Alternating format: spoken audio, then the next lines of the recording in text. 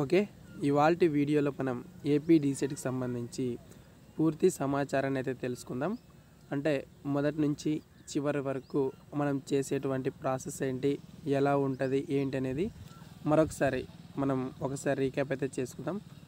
అంతకంటే ముందు వీడియోని అనేది మనం పూర్తిగా అయితే చూడండి. సో మీకు ఎలాంటి డౌట్స్ కూడా రావు. మీకు ఏమైనా డౌట్స్ వస్తే కనుక మన ఛానల్ సబ్స్క్రైబ్ చేసుకోండి. మీరు కింద కామెంట్ చేస్తే వాటికి రిప్లై అయితే ఇస్తాను. అంతేకాకుండా ఇంకా మన వీడియోని ఎవరైనా లైక్ చేయకపోతే వీడియోని ఖచ్చితంగా లైక్ చేయండి. ఎందుకంటే మన వీడియో అనేది ఎంతమందికి ఉపయోగపడుతుంది అనేది నాకు కూడా తెలుస్తుంది కాబట్టి సో మీరు ఖచ్చితంగా వీడియోని లైక్ చేయండి. వీడియోని లైక్ చేసినట్లయితే మీకు ప్రతి అప్డేట్ కూడా వెంటనే అందుతుంది. అలాగే ఛానల్ని కూడా మర్చిపోకుండా సో ఖచ్చితంగా సబ్స్క్రైబ్ చేసుకోండి. ఎందుకంటే ఈ వాటి నుంచి మనం పెట్టే ప్రతి ఒక్క వీడియో కూడా మీకు చాలా ఇంపార్టెంట్ కాబట్టి సో ప్రతిదీ మీకు నోటిఫికేషన్ ద్వారా అనేది వస్తుంది. కాబట్టి మీరు ఖచ్చితంగా మన ఛానల్ అయితే సబ్స్క్రైబ్ చేసుకోవడం అయితే మర్చిపోవద్దు. సో ఖచ్చితంగా మీరు మర్చిపోకుండా మన ఛానల్ అనేది సబ్స్క్రైబ్ చేసుకోండి. ఓకే, ఇవాల్టి వీడియోలో మనం ఏపీ డీసెట్కి సంబంధించి పూర్తి డీటెయిల్స్ అదేవిధంగా పూర్తి విషయాలు అనేది మనం ఈ వీడియోలో అయితే తెలుసుకుందాం. సో ఇక మనకు అఫీషియల్ సైట్లోకి ఎంటర్ అవుతాం. సో ఇక్కడ మనకు చూసుకున్నట్లయితే కనుక సో మనకు నోటిఫికేషన్కి సంబంధించి టైం అనేది ఇచ్చారు కదా. సో దానికి సంబంధించినటువంటి నోటిఫికేషన్ అనేది ఏదైతే ఇచ్చారో ఆ విధంగానే మనకు ప్రతిదీ కూడా సర్క్యులర్ ప్రకారం ప్రతిదీ కూడా మనం ఫాలో అవుతాం. సో అదే మనకు వాళ్ళు ఏవైతే చెప్పారో దాంట్లో ఎలాంటి మార్పులు లేకుండా వాటినే మనకు కొనసాగించడం అనేది జరిగింది. ఒకసారి మనం నోటిఫికేషన్ గురించి చూసుకున్నట్లయితే మరొకసారి నోటిఫికేషన్ గురించి మనం మాట్లాడుకున్నట్లయితే సో ఇక్కడ గమనించండి, మనకి ఇచ్చినటువంటి నోటిఫికేషన్లో మనకు ఏ దానికి సంబంధించి ఎన్ని సీట్లు ఉన్నాయి ఏంటి అనేది మనం చూసుకుందాం. ఇక్కడ మనకు మ్యాథమెటిక్స్, సో మ్యాథమెటిక్స్ సంబంధించి మనకి ఇక్కడ 25 సీట్లు అనేవి ఉంటాయి. అదేవిధంగా ఫిజికల్ సైన్స్ ఎవరైతే సెలెక్ట్ చేసుకున్నారో వారికి సంబంధించి 25 ఉంటాయి. మరియు బయాలజికల్ సైన్స్ సంబంధించి 25, సోషల్ స్టడీస్కి సంబంధించి మనకి ఇక్కడ 25 సీట్లు అనేవి ఉంటాయి. సో వీటిలో మనకు టాప్ మార్క్స్, సో చాలా విభాగాల వారీగా మనకి ఎగ్జామ్స్ అనేది రాసి ఉంటారు కదా. దాంట్లో మనకు ఎవరైతే top rank, so top score వచ్చి ఉంటారో వాళ్ళని మనకు సెలెక్ట్ చేస్తారనమాట. సో ఈ ర్యాంక్స్ మనకు ర్యాంక్స్ ఆధారంగా సెలెక్ట్ చేస్తారు, గుర్తుంచుకోండి. సో మనకు ఈసారి చాలా తక్కువ మందే రాశారు కాబట్టి అందరికీ కూడా మనకు ఎవరికైతే హైయెస్ట్ మార్కులు వచ్చి ఉంటాయో, హైయెస్ట్ తక్కువ ర్యాంక్ వచ్చి ఉంటుందో వారందరికీ కూడా మనకు సీట్లు అనేది ఇవ్వడం అనేది జరుగుతుంది. సో మనకు ఇక్కడ 25 ప్రకారం తీసుకుంటారు ప్రతిదీ కూడా. అంతేకాకుండా ఇక మనకు నెక్స్ట్ ఏంటంటే ఇక్కడ మనకి ఇచ్చారు, so candidate should have secured A rank decide conducted for the academic year concern for admission. So దీనికి సంబంధించి చూసుకుంటే ఓసీ, బీసీ, ఈడబ్ల్యూఎస్ వాళ్ళకు మినిమం క్వాలిఫైయింగ్ మార్క్స్ 50 అని, ఎస్సీ, ఎస్టీ, పిహెచ్సి వాళ్ళకు 45 రావాలని ఇచ్చారు. సో దీన్ని ఏమైనా తగ్గిస్తారో అని అనుకుంటున్నా. అదేవిధంగా తగ్గించే అవకాశాలు కూడా మనకు ఉండొచ్చు, ఎందుకంటే మార్క్స్ ఈసారి చాలా ఎక్కువ పెట్టారనమాట. పోయినసారి చాలా తక్కువనే ఉన్నాయి.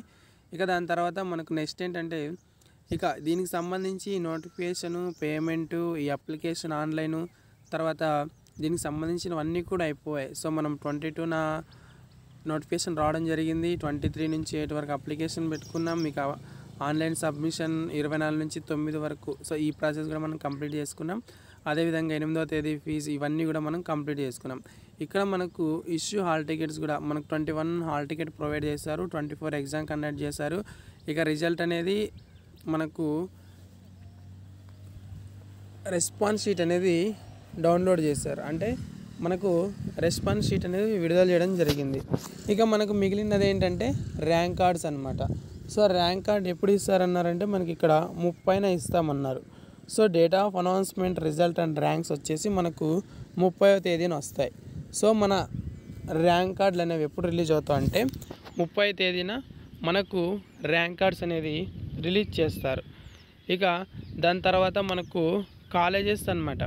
సో ఏవైతే కాలేజెస్ ఉంటాయో వాటిని మనకు ఎప్పుడు అలాట్ చేస్తారంటే సబ్మిషన్ ఆఫ్ వెబ్ ఆప్షన్స్ అనమాట. అంటే మనం మొదట ఏం చేయాలి, మన ర్యాంక్ కార్డ్ అనేది రిలీజ్ అవుతుంది.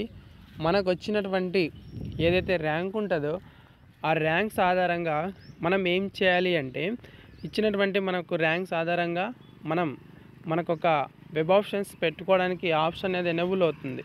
60 రూపీస్ ఎంతో పే చేయాల్సి ఉంటుంది. సో పే చేసిన తర్వాత మనకు వెబ్ ఆప్షన్స్ పెట్టుకోవడానికి అవకాశం కల్పిస్తాడు. సో మన క్యాండిడేట్ ఐడి ఏదైతే ఉంటుందో దాన్ని మనం ఎంటర్ చేసి, మన డేట్ ఆఫ్ బర్త్ ఎంటర్ చేసి, మనకు వచ్చినటువంటి ర్యాంకుల ఆధారంగా గవర్నమెంట్ కానీ ప్రైవేట్ కానీ, సో దీనికి సంబంధించి కాలేజ్ లిస్ట్ అనేది కూడా నేను ఆల్రెడీ ప్రొవైడ్ చేసా. మీకు దగ్గరలో ఏవైతే కాలేజెస్ ఉంటాయో సో వాటిని మీరు సెలెక్ట్ చేసుకోండి. దాదాపుగా మనకు కాలేజెస్ అనేది 40 దాకా ఉంటాయి. అంటే ఇంగ్లీష్ మీడియం, తెలుగు మీడియం కలిపి. మామూలుగా మనకు ఉన్నది 13 కాలేజెస్ రాష్ట్ర వ్యాప్తంగా. ప్రైవేట్ కాలేజెస్ కూడా 1 or 2 యాడ్ చేశారు ఈసారి. సో వాటిని మిగులుకొని మనం ఏం చేయాలి, మీరు తెలుగు మీడియం అయితే Telugu medium colleges, English medium అయితే ఇంగ్లీష్ మీడియం కాలేజెస్ మొత్తం సెలెక్ట్ చేసుకుని ట్రై చేయండి.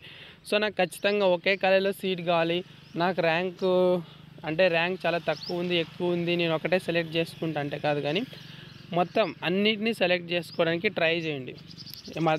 దీనిపైన నేను వెబ్ ఆప్షన్స్ ఎలా సెలెక్ట్ చేసుకోవాలనే దానిపైన కూడా మరొక వీడియో అయితే చేస్తా, ఇబ్బంది ఏం లేదు. కాకపోతే మీరు ముందుగానే వీడియో చూస్తున్న వాళ్ళందరూ కూడా ఏం చేయాలంటే, సో ఖచ్చితంగా మనకు ప్రతిదీ కూడా సెలెక్ట్ చేసుకోండి.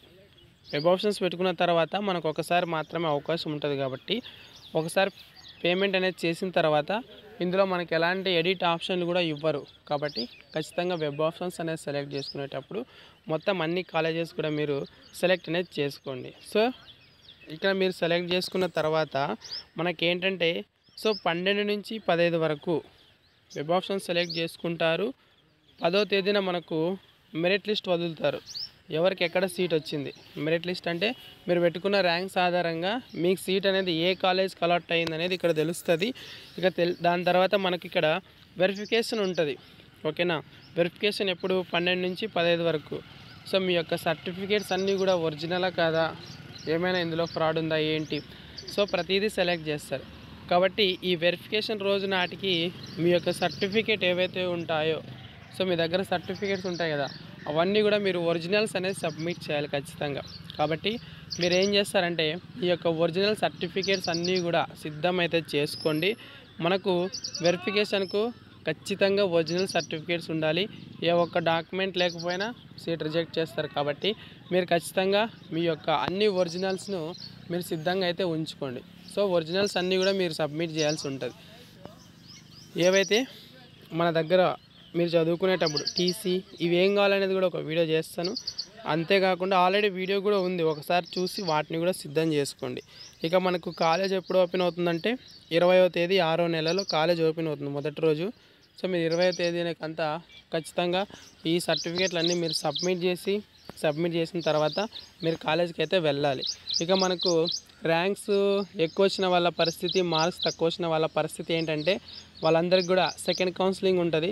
సో సెకండ్ కౌన్సిలింగ్, మొదటి కౌన్సిలింగ్లో సీట్ అలాట్ అవ్వకపోతే ఖచ్చితంగా సెకండ్ కౌన్సిలింగ్లో మరొకసారి వెబ్ ఆప్షన్స్ పెట్టుకోవడానికి అవకాశం కల్పిస్తారు. సో మరొకసారి మీరు వెబ్ ఆప్షన్స్ అనేది సెలెక్ట్ చేసుకోండి, మీకు అక్కడ కూడా సీట్ రావడానికి అవకాశం ఉంటుంది. ఓకే ఫ్రెండ్స్, ఇది వాళ్ళ వీడియో నచ్చితే లైక్ చేయండి, ఖచ్చితంగా మన ఛానల్ సబ్స్క్రైబ్ చేసుకోండి. Thank you.